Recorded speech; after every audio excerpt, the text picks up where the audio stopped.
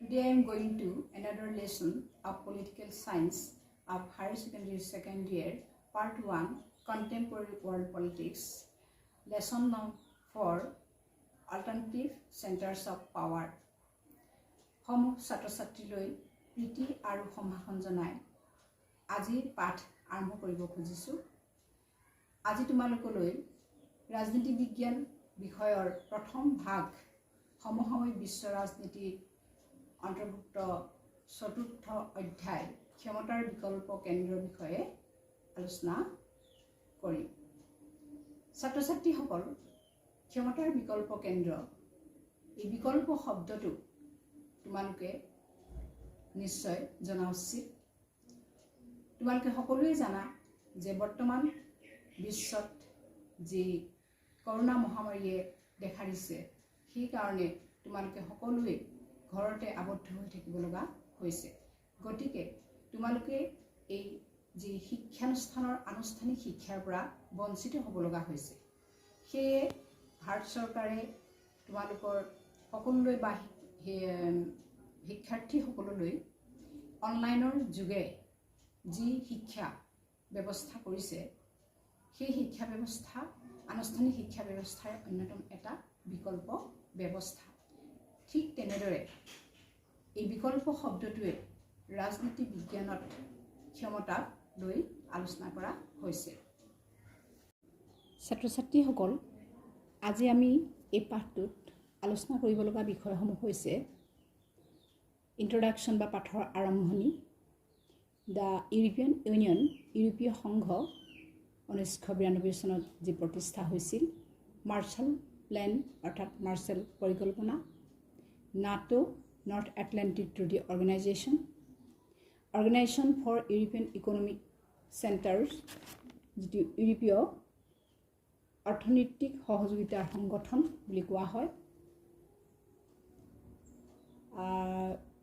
তাৰপিছত আহিছে council of Europe, ইউৰোপৰ পৰিষদ, ইউৰোপিয়ান ইকনমিক কমিউনিটি, ইউৰোপীয় অৰ্থনৈতিক সম্প্ৰদায়, ইউৰোপিয়ান ইউনিয়ন, ইউৰোপীয় সংঘ, institution of the European union, ইউৰোপীয় সংঘৰ অনুষ্ঠানসমূহ যেনে পাৰ্লিয়ামেণ্ট বা সংসদ, কাউন্সিল অফ ইউৰোপ, ইউৰোপীয় পৰিষদ, ইকনমিক এণ্ড ছ'চিয়েল কমিটি, অৰ্থনৈতিক আৰু সামাজিক committee, the European union court of justice, ইউৰোপীয় ন্যায়ালয়, ইউৰোপিয়ান চেণ্ট্ৰেল বেংক, ইউৰোপীয় কেন্দ্ৰীয় বেংক, কমিশ্যন।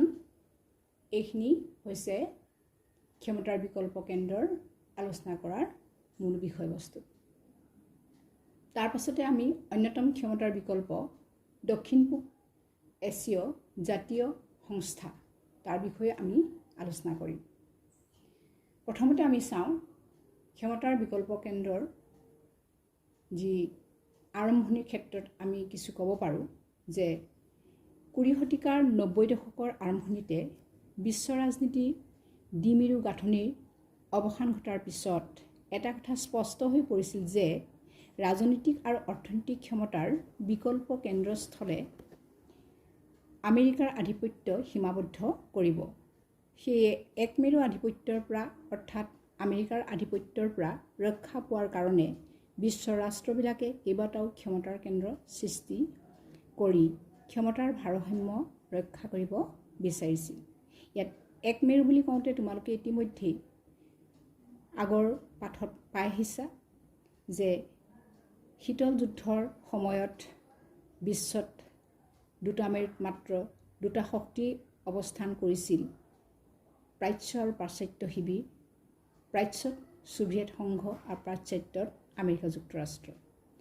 আৰু শীতল যুদ্ধ যেতিয়া অন্ত পৰিল বা শেষ হ'ল, অৰ্থাৎ ছোভিয়েট ৰাছিয়া ভংগৰ লগে লগে শীতল যুদ্ধ অন্ত পৰিল আৰু বিশ্বত এটা শক্তিয়ে মূৰ দাঙি থাকিল, সেয়াই হৈছে আমেৰিকা যুক্তৰাষ্ট্ৰ।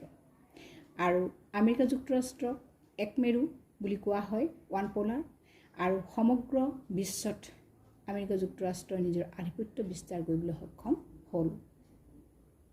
তোমালোকে আৰু এটা পাঠ পাই আহিছা, American hegemony in world politics, যে বিশ্ব ৰাজনীতিত আমেৰিকা যুক্তৰাষ্ট্ৰৰ যি প্ৰভাৱ বা আধিপত্য, সেইটাত আমি দেখা পাইছোঁ যে আমেৰিকাৰ সমগ্ৰ বিশ্বৰ ওপৰত যি প্ৰভাৱ বিস্তাৰ কৰিবলৈ চেষ্টা কৰি আহিছে সেয়া সমগ্ৰ বিশ্বই মানি ল'বলৈ বাধ্য হৈছিল। গতিকে এইদৰে ক্ৰমান্বয়ে সমগ্ৰ বিশ্বত যেতিয়া আমেৰিকাৰ আধিপত্য বৃদ্ধি পাব ধৰিলে তেতিয়া কিছুমান বিকল্প কেন্দ্ৰ বা বিকল্প ক্ষমতাৰ বিকল্প কেন্দ্ৰ কিছুমান সৃষ্টি কৰিবৰ কাৰণে বিশ্ব ৰাষ্ট্ৰসমূহে চিন্তা চৰ্চা কৰিছিল। গতিকে এইদৰেই ইউৰোপত ইউৰোপীয় সংঘ ইউৰোপিয়ান ইউনিয়ন চমুকৈ EU আৰু এছিয়াত দক্ষিণ পূব জাতিসমূহৰ সংগঠন association of south east Asian nations চমুকৈ এছিয়ান নামৰ এই দুটা সংগঠনৰ সৃষ্টি হয়। এই দুই সংগঠনে তেওঁলোকৰ ঐতিহাসিক শত্ৰুতাৰ আৰু দুৰ্বলতাৰ সমাধা যি কৰিবলৈ আঞ্চলিক ভিত্তিত উলিয়াবলৈ বা সমাধান উলিয়াবলৈ শান্তিপূৰ্ণ আৰু সমবায় ভিত্তিত দেশবোৰক অধিক স্বচ্ছ কৰি অৰ্থনৈতিক উন্নয়ন বিচাৰিছিল। ঠিক তেনে সময়তে চীনৰ অৰ্থনৈতিক উত্থানে বিশ্ব ৰাজনীতিত নাটকীয় প্ৰভাৱ পেলাইছিল। চীনেও সেই সময়তে বিশ্বৰ অৰ্থনীতিৰ ক্ষেত্ৰখনত যথেষ্ট প্ৰভাৱ বিস্তাৰ কৰিবলৈ সক্ষম হৈছিল। সেয়ে এই অধ্যায়টোত আমি নতুনকৈ এইদৰে উদ্ভৱ হোৱা ক্ষমতাৰ বিকল্প কিছুমান ব্যৱস্থা বা বিষয়ত দৃষ্টি নিক্ষেপ কৰিম আৰু ভৱিষ্যতে তেওঁলোকে গ্ৰহণ কৰিব পৰা সম্ভাৱ্য ভূমিকাৰ বিষয়েও আলোচনা কৰিম। ছাত্ৰ ছাত্ৰীসকল, তোমালোকে মন কৰিবা ইউৰোপীয় সংঘ আমি যিটো প্ৰথম ক্ষমতাৰ বিকল্প কেন্দ্ৰ হিচাপে আলোচনা কৰিব খুজিছোঁ ইউৰোপীয় সংঘ 1945 চনত দ্বিতীয় মহাসমৰ শেষ হোৱাৰ পিছত ইউৰোপৰ বহু নেতাই ইউৰোপৰ প্ৰশ্নক লৈ চিন্তান্বিত হৈছিল। কাৰণ দ্বিতীয় মহাসমৰ বিভীষিকাই ইউৰোপৰ দেশসমূহৰ মাজৰ সম্পৰ্ক থান বান কৰি পেলাইছিল। সেয়ে ইউৰোপক পুনৰ আগৰ দৰে শত্ৰুতাৰ মাজলৈ উভতি যাবলৈ দিয়া উচিত হ'ব নে আন্তৰ্জাতিক সম্পৰ্ক পুনৰ গঠনৰ কাৰণে প্ৰয়োজনীয় ব্যৱস্থা গ্ৰহণ কৰিব, এই ক্ষেত্ৰত প্ৰশ্ন উদয় হৈছিল। গতিকে ইউৰোপৰ দেশসমূহে দ্বিতীয় বিশ্বযুদ্ধৰ সময়ত তেওঁলোকে ধ্বংসপ্ৰাপ্ত অৰ্থনীতিৰ সন্মুখীন হৈছিল আৰু সেই ভগ্নাৱশেষৰ ওপৰতেই ইউৰোপ পুনৰ প্ৰতিষ্ঠা হ'বলৈ চেষ্টা কৰিছিল। অৰ্থাৎ দ্বিতীয় বিশ্বযুদ্ধৰ সময়ত ইউৰোপৰ প্ৰায়বোৰ দেশেই যথেষ্ট ক্ষতিগ্ৰস্ত হৈছিল। 1945 চনৰ পিছত ইউৰোপৰ সংহতিত শীতল যুদ্ধইও সহায় কৰিছিল। অৰ্থাৎ শীতল যুদ্ধত যি দুই মহাশক্তি ভাগ হৈ গৈছিল সমগ্ৰ পৃথিৱীখন, গতিকে এই ইউৰোপৰ দেশসমূহো যিকোনো এটা শক্তিৰ তেওঁলোকে অন্তৰ্ভুক্ত হৈছিল। এই সময়তে আমেৰিকাই মাৰ্শ্বাল আঁচনি বা পৰিকল্পনাৰ অধীনত ইউৰোপৰ অৰ্থনীতিক পুনৰ প্ৰাণৱন্ত কৰাৰ বাবে প্ৰচুৰ বিত্তীয় সাহায্য আগবঢ়াইছিল। ছাত্ৰ ছাত্ৰীসকল, মাৰ্শ্বাল পৰিকল্পনা বা আঁচনি এই ক্ষেত্ৰত তোমালোকে নিশ্চয় প্ৰশ্ন হ'ব মাৰ্শ্বাল আঁচনি মানে কি? চমুকৈ ক'ব পাৰি যে 1948 চনত আমেৰিকাৰ জৰ্জ চি মাৰ্শ্বাল নামৰ এজন ব্যক্তিৰ নেতৃত্বত কেইজনমান উদ্যোগপতিৰ সহযোগত পশ্চিম ইউৰোপৰ কিছুমান দেশ যিবিলাক দ্বিতীয় বিশ্বযুদ্ধত অৰ্থনীতিৰ দিশত দুৰ্বল হৈ পৰিছিল, সেই দেশবিলাকক আৰ্থিকভাৱে সাহায্য প্ৰদান কৰিবৰ বাবে প্ৰস্তুত কৰা এক আঁচনি।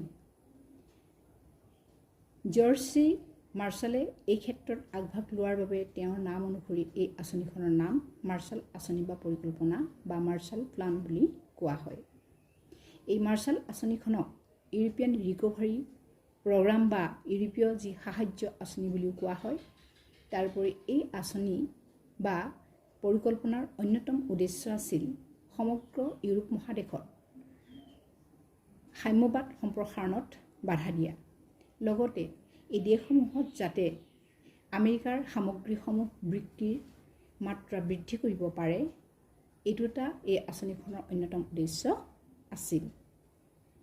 আমেৰিকা যুক্তৰাষ্ট্ৰই নাটোৰ যোগেদি, য'ত বৰ্তমান নাটোৰ 30খন স্বাধীন ৰাষ্ট্ৰই যোগদান কৰিছে আপ টু মাৰ্চ 27, 2020। ইতিমধ্যে তোমালোকে নাটোৰ বিষয়ে তোমালোকে পাই আহিছা। নৰ্থ এটলাণ্টিক ট্ৰিটি অৰ্গেনাইজেশ্যন, এইটো এটা সামৰিক সংগঠন। এই নাটোৰ যোগেদি এটা নতুন সামূহিক নিৰাপত্তা সন্থা গঠন কৰিছিল। 1948 চনত মাৰ্শ্বাল আঁচনিৰ অধীনত পশ্চিম ইউৰোপৰ দেশবোৰক বাণিজ্যিক আৰু অৰ্থনৈতিক বিষয়ত সহযোগিতাৰ এখন মঞ্চ প্ৰতিষ্ঠা কৰা হৈছিল আৰু ইয়াত ইউৰোপৰ সমবায় সংগঠন, যিটো organisation for European economic cooperation বুলি কোৱা হয়, 1949 চনত এইটো গঠন কৰা হৈছিল। আৰু তাৰ উপৰিও ইউৰোপৰ যিটো পৰিষদ, কাউন্সিল অফ ইউৰোপ, ৰাজনৈতিক সহযোগিতাৰ অন্যতম পদক্ষেপ হিচাপেও প্ৰতিষ্ঠা কৰা হয়। এইদৰে 1957 চনত ইউৰোপৰ অৰ্থনৈতিক সম্প্ৰদায়, ইউৰোপিয়ান ইকনমিক কমিউনিটি, ইউৰোপীয় সংসদ, ইউৰোপিয়ান ইকনমিক কমিউনিটি অৰ্থাৎ ইউৰোপীয় সংসদ গঠন কৰাৰ লগে লগে ৰাজনৈতিক প্ৰক্ৰিয়াও আৰম্ভ হয় ইউৰোপীয় ইউনিয়নত। শেষত ছোভিয়েট ইউনিয়নৰ পতনৰ লগে লগে 1992 চনত ইউৰোপীয় সংঘ অৰ্থাৎ ইউৰোপিয়ান ইউনিয়ন গঠন হয় আৰু ইয়াৰ মূল উদ্দেশ্যই হ'ল উমৈহতীয়া বৈদেশিক আৰু নিৰাপত্তাৰ নীতি, ন্যায়ৰ ভিত্তিত ঐক্যবদ্ধতা, আভ্যন্তৰীণ বিষয়ত সহযোগিতা আৰু এবিধ উমৈহতীয়া মুদ্ৰা ব্যৱস্থা প্ৰচলনৰ বাবে ভেটি প্ৰতিষ্ঠা কৰা। এইখিনিলৈকে আমি আৰম্ভণি যিটো আমাৰ ইউৰোপিয়ান ইউনিয়ন বা সংঘৰ কেনেকৈ গঠন হ'ল, কি কাৰণত, এইখিনি কথা আমি ইতিমধ্যে পালোঁ। ছাত্ৰ ছাত্ৰীসকল, পুনৰ চোৱা, সময়ৰ পৰিৱৰ্তনৰ লগে লগে ইউৰোপিয়ান ইউনিয়নে অৰ্থনৈতিক সংস্থাৰ পৰা নিজকে ৰাজনৈতিক সংস্থালৈ ৰূপান্তৰিত কৰে আৰু ই জাতিৰাষ্ট্ৰ, নেশ্যন ষ্টেট হিচাপে কাম কৰিবলৈ আৰম্ভ কৰিলে। প্ৰথম অৱস্থাত ইউৰোপিয়ান ইউনিয়নে মাত্ৰ এটা অৰ্থনৈতিক সংস্থা হিচাপেহে গঠন হৈছিল সদস্য ৰাষ্ট্ৰবিলাকক লৈ, আৰু পাছলৈ ই ৰাজনৈতিক সংস্থা হিচাপেও কাম কৰিবলৈ আৰম্ভ কৰিলে। এখন নিজা সংবিধান ৰচনাৰ ক্ষেত্ৰত বিফল হৈছিল যদিও ইয়াৰ নিজা পতাকা, জাতীয় সংগীত, প্ৰতিষ্ঠা দিৱস আৰু নিজা মুদ্ৰা আছে। অন্যান্য দেশৰ লগত আদান প্ৰদান কৰোঁতে ইয়াৰ উমৈহতীয়া বৈদেশিক আৰু নিৰাপত্তাৰ নীতি গ্ৰহণ কৰিছিল। ইউৰোপিয়ান ইউনিয়নে নতুন নতুন সদস্য, বিশেষকৈ পূৰ্বৰ ছোভিয়েট গোষ্ঠীৰ পৰা সদস্য অন্তৰ্ভুক্ত কৰি সহযোগিতাৰ ক্ষেত্ৰখন সম্প্ৰসাৰণ ঘটাবলৈ চেষ্টা চলাইছিল। কিন্তু এই প্ৰক্ৰিয়াটো সহজ বুলি প্ৰমাণিত হোৱা নাই, কাৰণ বহুতো দেশৰ জনসাধাৰণে ইয়াৰ সদস্যভুক্তি হ'ব নোখোজে বা নিজ দেশৰ চৰকাৰৰ ক্ষমতা এই সংঘক দিব নোখোজে। অৱশ্যে এই সংঘৰ সদস্যভুক্তিত কিছুমান সীমাবদ্ধতাও আছে। গতিকে ইউৰোপিয়ান ইউনিয়নে সমগ্ৰ বিশ্বৰ যি দেশসমূহক, বিশেষকৈ ইউৰোপ মহাদেশৰ অন্তৰ্ভুক্ত দেশসমূহক এই সংঘৰ অন্তৰ্ভুক্ত কৰিবলৈ বিচাৰিছিল যদিও বহুতো দেশে কিন্তু ইচ্ছা কৰা নাছিল। ইউৰোপীয় সংঘৰ অৰ্থনৈতিক, ৰাজনৈতিক, কূটনৈতিক আৰু সামৰিক প্ৰভাৱ যথেষ্ট আছিল। 2005 চনত মুঠ ঘৰুৱা উৎপাদন $12 মিলিয়ন ইউৰোপীয় সংঘ হৈছে পৃথিৱীৰ ভিতৰত আটাইতকৈ ডাঙৰ অৰ্থনীতি। এয়া আমেৰিকা যুক্তৰাষ্ট্ৰৰ মুঠ ঘৰুৱা উৎপাদনতকৈ সামান্য বেছি। ইয়াৰ মুদ্ৰা ইউৰো, EU আৰু যিটো ইউৰোপিয়ান ইউনিয়নৰ কাৰেঞ্চি বুলি কওঁ আমি ইউৰো, আমেৰিকা ডলাৰৰ প্ৰতি ভাবুকি হৈ পৰিছে, কিয়নো এই ইউৰোৰ বিশ্বত বহুল প্ৰচাৰ হ'ব ধৰিছে। বিশ্ব বাণিজ্যত ইয়াৰ অংশ আমেৰিকাতকৈ 3 গুণ বেছি। ইউৰোপীয় অৰ্থনৈতিক ক্ষমতাই ইয়াৰ চুবুৰীয়া ৰাষ্ট্ৰৰ উপৰিও এছিয়া আৰু আফ্ৰিকাকো প্ৰভাৱিত কৰিছে।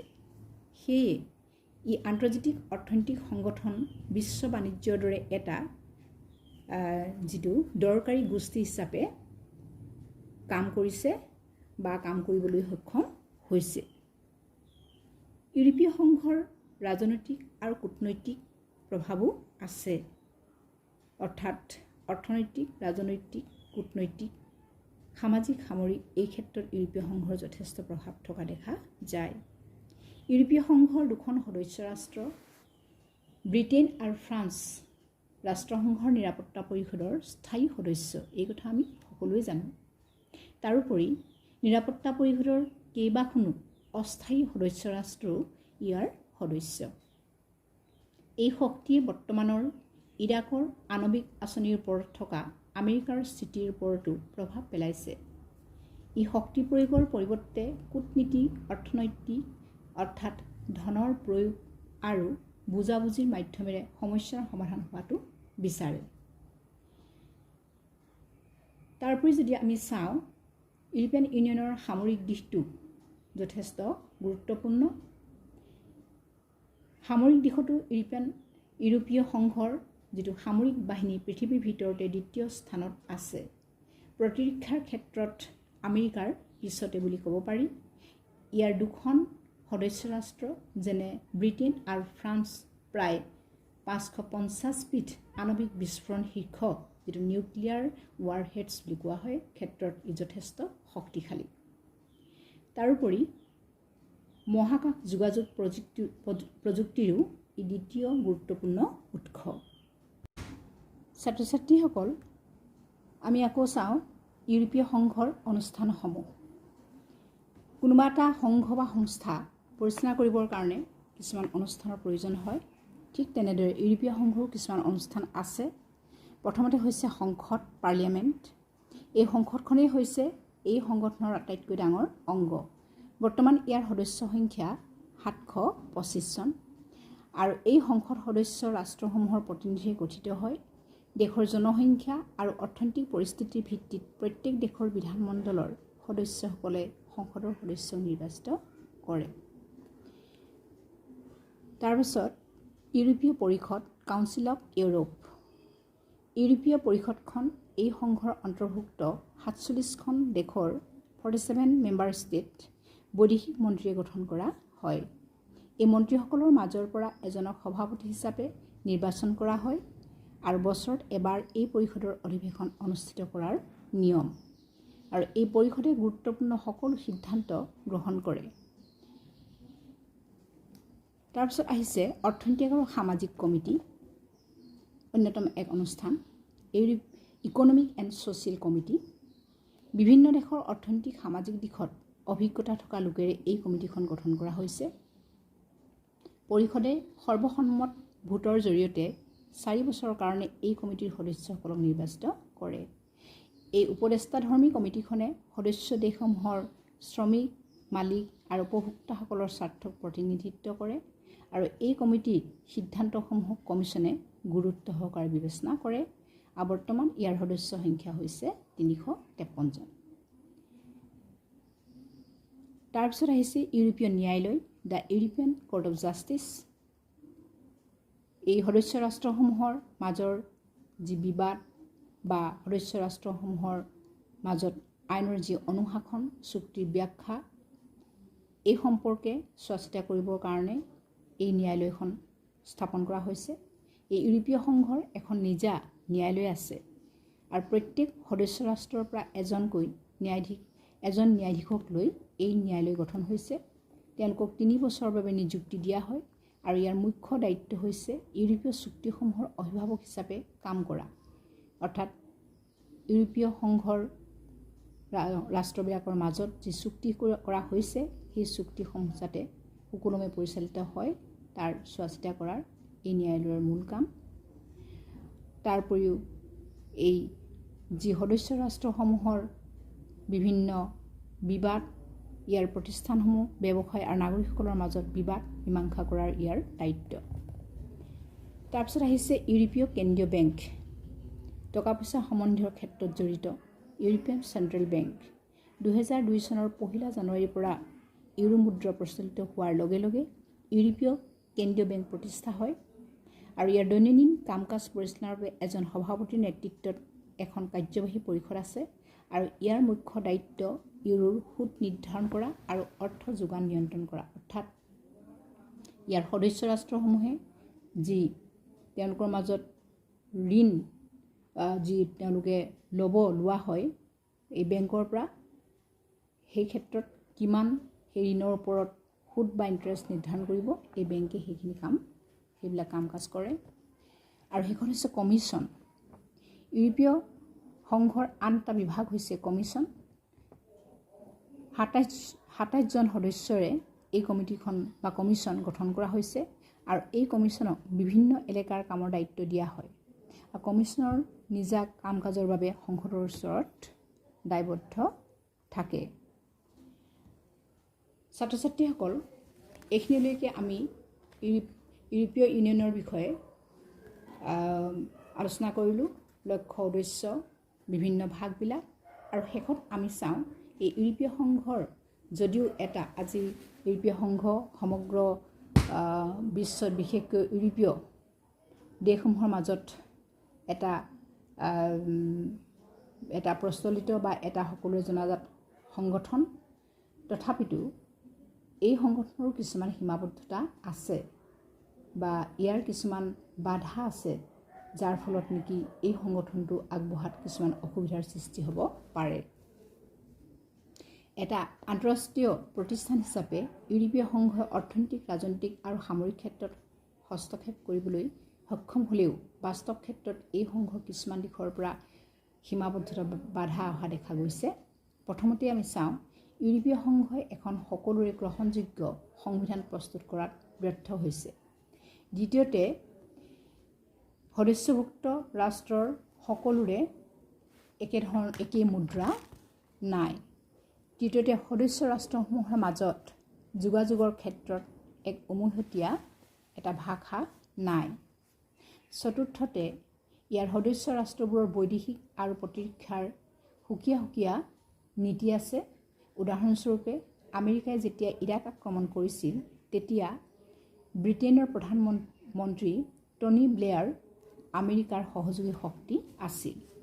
পঞ্চমতে, ইউৰোপীয় সংঘৰ বহুতো নতুন সদস্যই আমেৰিকাৰ দ্বাৰা পৰিচালিত ইচ্ছুকসকলৰ জোট, যিটো কোৱালিশ্যন অৱ দ্য উইলিং বুলি কোৱা হয়, গঠন কৰিছিল। কিন্তু জাৰ্মানী আৰু ফ্ৰান্সে আমেৰিকাৰ এই নীতিৰ বিৰোধিতা কৰিছিল। ষষ্ঠতে, ইউৰোপীয় সংঘৰ সমন্বয় সাধন কাৰ্যসূচীত এটা ইউৰোপীয় সংঘয়পূৰ্ণতা ভাৱ থকা দেখা যায়। উদাহৰণস্বৰূপে, ব্ৰিটেইনৰ পূৰ্বৰ প্ৰধানমন্ত্ৰী মাৰ্গাৰেট থেচাৰে ব্ৰিটেইনক ইউৰোপীয় বজাৰৰ পৰা আঁতৰত ৰাখিছিল। ডেনমাৰ্ক আৰু ছুইডেন মাষ্ট্ৰিকট চুক্তিৰ যিখন আছিল আৰু ইউৰো মুদ্ৰাৰ বিৰোধিতা কৰিছিল, যিয়ে এই সংঘৰ বৈদেশিক সম্পৰ্ক আৰু প্ৰতিৰক্ষাৰ ক্ষেত্ৰত সীমাবদ্ধতা আনি দিছে। তাৰোপৰি ইউৰোপীয়ান ইউনিয়নৰ সদস্যপদৰ পৰা সদস্য ৰাষ্ট্ৰসমূহে সদস্যপদ উঠাই লোৱাটো এটা জটিল প্ৰক্ৰিয়া। ইউৰোপ সংঘৰ যি সদস্য ৰাষ্ট্ৰ, বৰ্তমান আমি গম পাইছোঁ, বৰ্তমান ২৭খন সদস্য ৰাষ্ট্ৰ ইয়াৰ আছে। শেহতীয়াকৈ ক্ৰ'ৱেছিয়াই ২০১৩ চনত ইয়াৰ সদস্যপদ গ্ৰহণ কৰে আৰু শেহতীয়াকৈ ২০২০ চনৰ ৩১ জানুৱাৰীত ইউনাইটেড কিংডমে ইউৰোপীয় সংঘৰ পৰা সদস্যপদ উঠাই লৈছে। ছাত্ৰ ছাত্ৰীসকল, আমি পাঠৰ আলোচনাৰ প্ৰথম ভাগটো ইতিমধ্যে আলোচনা কৰিলোঁ।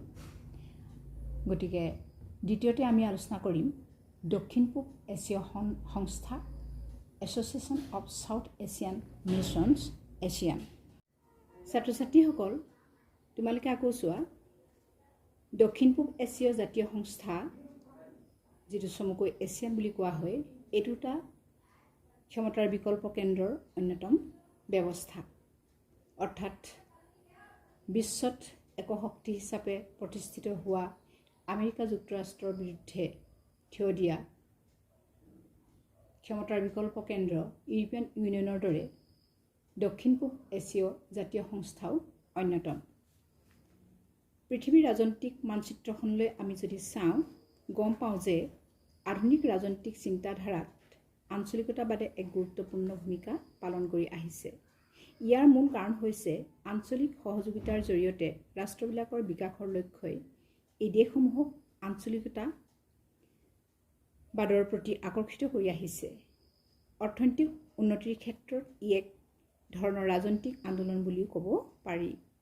এটা কথা মন কৰিবা যে সাম্প্ৰতিক কালত আন্তৰ্জাতিক ৰাজনীতিৰ বিষয়ে আলোচনা কৰোঁতে বিভিন্ন পণ্ডিতে আঞ্চলিকতাবাদ আৰু আঞ্চলিক সংগঠন এই দুটা শব্দ ব্যৱহাৰ কৰে। দ্বিতীয় মহাসমৰ আগতে আৰু চলি থাকোঁতেও এছিয়াৰ এই অঞ্চলটোৱে ইউৰোপীয় আৰু জাপানী ঔপনিৱেশিকতাবাদৰ অৰ্থনৈতিক আৰু ৰাজনৈতিক পৰিণাম ভোগ কৰিবলগীয়া হৈছিল।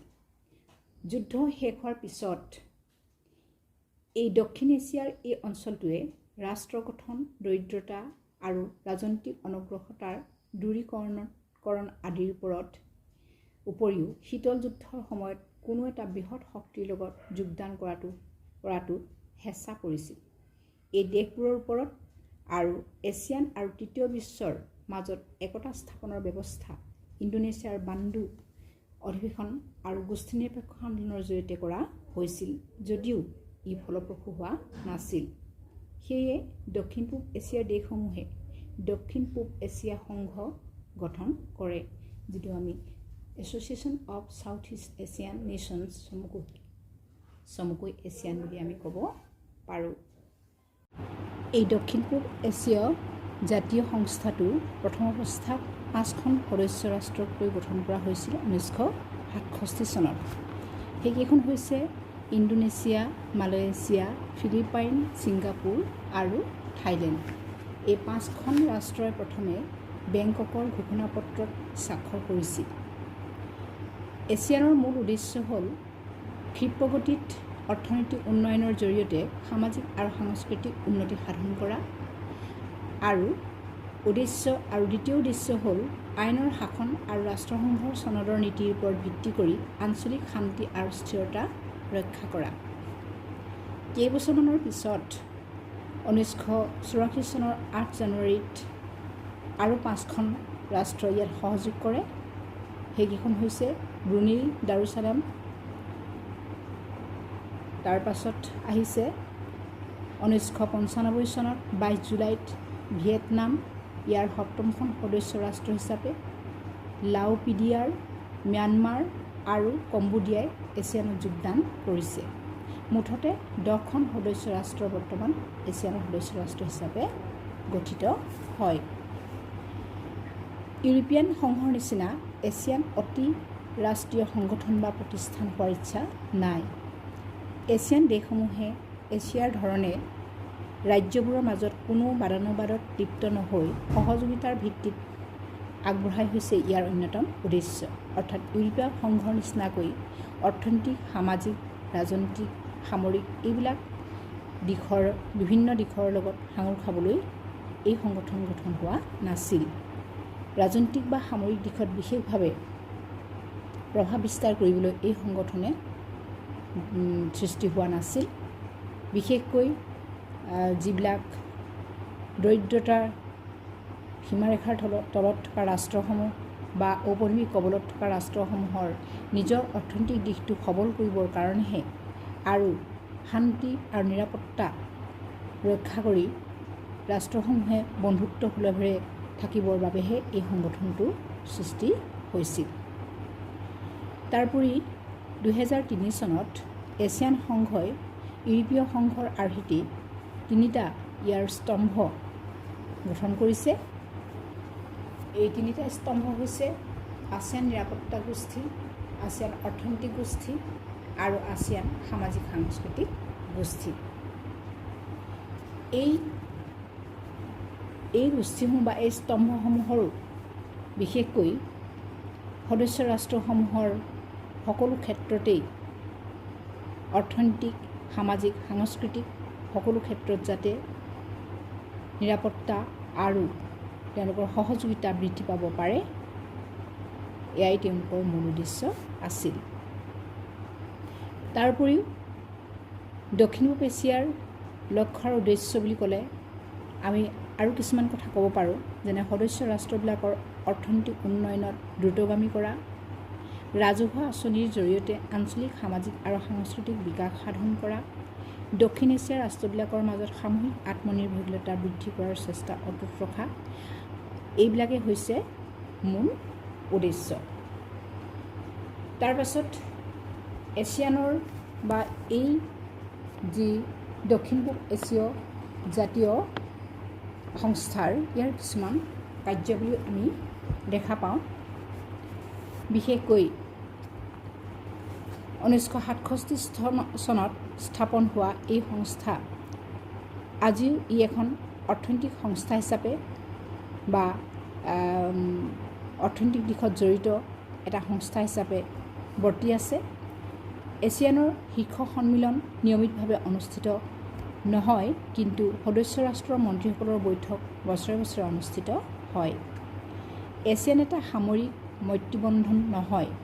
1977 চনত অনুষ্ঠিত এছিয়ানৰ দ্বিতীয় শীৰ্ষ সন্মিলনত ঘোষণা কৰা হয় যে এছিয়ান এটা সামৰিক গোষ্ঠী নহয় আৰু তেনে কোনো হোৱাৰ আকাংক্ষাও নাই।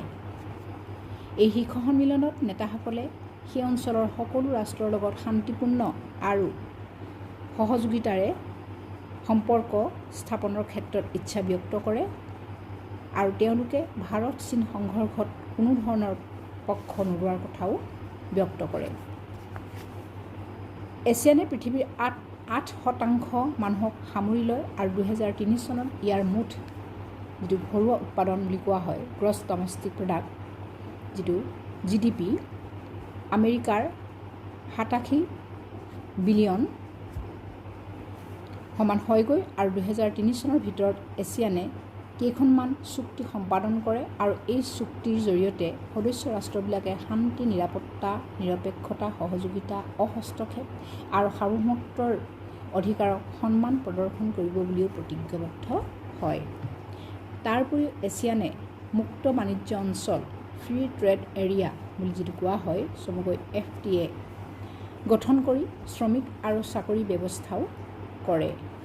আমেৰিকা আৰু চীনে এছিয়ানৰ লগত এই ফ্ৰী ট্ৰেড এৰিয়াৰ জৰিয়তে সম্পৰ্ক স্থাপন কৰিবলৈ আগবাঢ়ি আহিছে আৰু বৰ্তমান এছিয়ানে ইয়াৰ সদস্য দেশসমূহৰ মাজত বিকাশৰ আঞ্চলিক সহযোগিতাৰ এজেঞ্চি হিচাপেও কাম কৰি আহিছে। তাৰপিছত আমি চাব পাৰোঁ এছিয়ান অন্তৰ্দৃষ্টি 2020, যিটো আমি ক'ব পাৰোঁ এছিয়ান ভিজন 2020। ইয়াৰ লক্ষ্য 2020 আন্তঃৰাষ্ট্ৰীয় ক্ষেত্ৰত এছিয়ানৰ বাবে বহুমুখী দৃষ্টিভংগীৰ ভূমিকা নিৰ্ধাৰণ কৰা, বিশেষকৈ অঞ্চলটোৰ সংঘাতপূৰ্ণ আলোচনাৰ মাধ্যমেৰে সমাধান কৰিবলৈ উৎসাহিত কৰা আছিয়ানৰ যি নীতি তাৰ ওপৰত ই প্ৰতিষ্ঠিত। আছিয়ানে কম্বোডিয়াৰ বিবাদ মীমাংসা কৰিবলৈ আৰু পূব তিমুৰৰ সমস্যা সমাধান কৰিবলৈ মধ্যস্থতা কৰিছিল।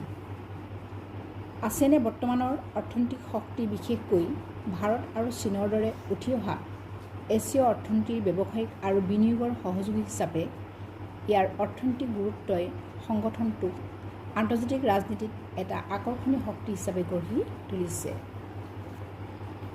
শীতল যুদ্ধৰ সময়ত যদিও ভাৰতৰ বৈদেশিক নীতিয়ে আছিয়ানৰ প্ৰতি মনোযোগ দিয়া নাছিল, কিন্তু যোৱা কিছু বছৰৰ পৰা ভাৰতে মনোযোগ দিয়াত ছিংগাপুৰ আৰু থাইলেণ্ড এই দুখন আছিয়ান সদস্য ৰাষ্ট্ৰৰ লগত ভাৰতে মুক্ত বাণিজ্য অঞ্চল, ফ্ৰী ট্ৰেড এৰিয়া চুক্তিত স্বাক্ষৰ কৰিছে।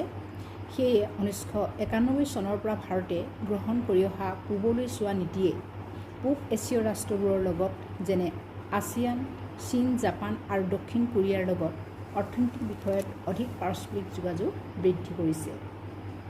যদিও ভৌগোলিক অৱস্থিতিৰ কাৰণে ভাৰত এই সংঘৰ সদস্যভুক্তি হ'ব নোৱাৰে, তথাপিও ভাৰতে 1992 চনত আছিয়ানৰ আলোচনা সহযোগী, যিটো ডায়লগ পাৰ্টনাৰ বুলি কোৱা হয়, ৰাষ্ট্ৰ হিচাপে অন্তৰ্ভুক্ত হয় আৰু ভাৰতে 1994 চনৰ 30 নৱেম্বৰত এছিয়ানৰ পঞ্চম সন্মিলনত, য'ত থাইলেণ্ডৰ ৰাজধানী চহৰ বেংককত হৈছিল, তাত এছিয়ান ৰিজিয়নেল ফৰামৰ সদস্য ৰাষ্ট্ৰ হিচাপে অন্তৰ্ভুক্ত হয়। ছাত্ৰ ছাত্ৰীসকল, শেষত আমি ক'ব পাৰোঁ যে এছিয়ানে ইয়াৰ সদস্য ৰাষ্ট্ৰসমূহৰ মাজত বিকাশৰ আঞ্চলিক সহযোগিতা এজেঞ্চি হিচাপে কাম কৰি আহিছে আৰু এইখনেই হ'ল এছিয়ানৰ একমাত্ৰ ৰাজনীতি মঞ্চ য'ত এছিয়াৰ দেশসমূহ আৰু প্ৰধান শক্তিসমূহে এই অঞ্চলটোৰ ৰাজনৈতিক আৰু নিৰাপত্তা বিষয়সমূহ আলোচনা কৰিব পাৰে বা সুবিধা কৰিব পাৰে। ছাত্ৰীসকল, আজিৰ পাঠ ইমানতে সামৰিছোঁ আৰু পাঠৰ লগত সংগতি থকা কিছুমান ফটো মই ইয়াত আপলোড কৰিছোঁ।